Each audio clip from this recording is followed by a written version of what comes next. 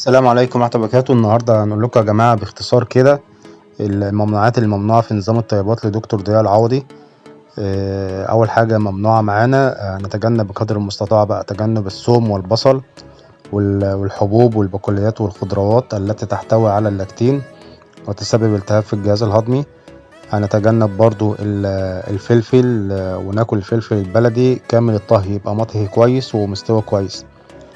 هنتجنب اللحوم والأطعمة الغير مطهية جيدا، لازم اللحمة تبقى مستوية كويس يا جماعة، ما ناكلش اللحمة اللي تكون مطهية كويس جدا.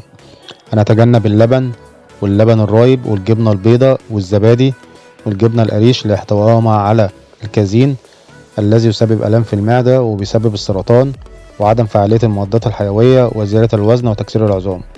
هنتجنب كمان الخضروات وورق الأشجار مثل العنب والملوخية والبطيخ التي تحتوي أليافها على ألياف صعبة الهضم. هنتجنب كمان الدواجن والبيض ولتجنب الأدوية الهرمونية والمضادات الحيوية وأليافها الطويلة. انتوا عارفين ان الفراخ بتاخد أدوية عبارة عن هرمونات ومضادات حيوية، ودايما أليافها بتبقى طويلة وصعبة الهضم حتى لو انت سويتها كويس، عشان كده دي ممنوعة في نظام الطيبات ودكتور ضياء منعها. هنتجنب المياه الغازية ومشروبات الطاقة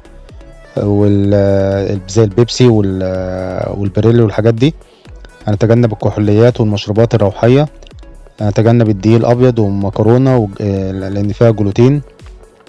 هنتجنب طبعا التوست اللي هو بالدقيق الأبيض، وهناكل التوست اللي هو كامل الحبة الكاملة، يعني اللي هو بالدقيق الأسمر، عشان كده معلم لك عليه علامة صح في الصورة.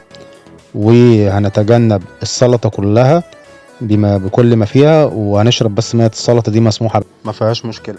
ده يا جماعة قائمة بالممنوعات.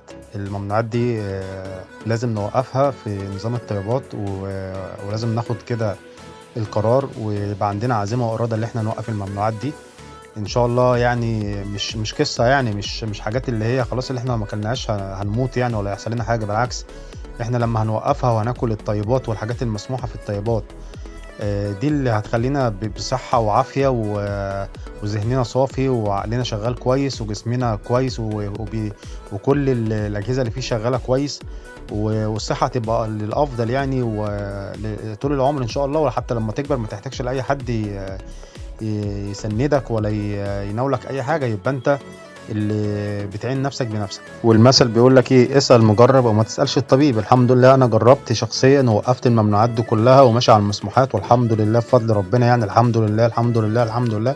وانا حكيت تجربتي على فيديو عملته وحطيته على القناة، والحمد لله يعني بفضل ربنا بتحسن الحمد لله الى الافضل وماشي على النظام، وهفضل ان شاء الله ماشي على النظام، لان حسيت ان هو فعلا طوق النجاة ليا اللي هيخرجني من الامراض الصعبة يعني اللي انا كنت عايش فيها. والحمد لله يعني واحدة واحدة بتحسن. فانا بدعو كل الناس اللي هي تتبع النظام ده يا جماعة، ان شاء الله جرب ومش هتخسر حاجة. يعني انا مش بفرض عليك حاجة، يعني انت جرب بس، جرب وان شاء الله انت هتحس بنفسك ان في تأثير بيحصل في جسمك، وان انت بتتعالج وبتخف من حاجات كتيرة جدا كانت مسيطرة عليك طول الفترة اللي فاتت دي كلها. وربنا يشفيني ويشفي كل مريض، والسلام عليكم ورحمة الله وبركاته. وصل اللهم وبارك على سيدنا محمد وعلى آله وأصحابه وسلم.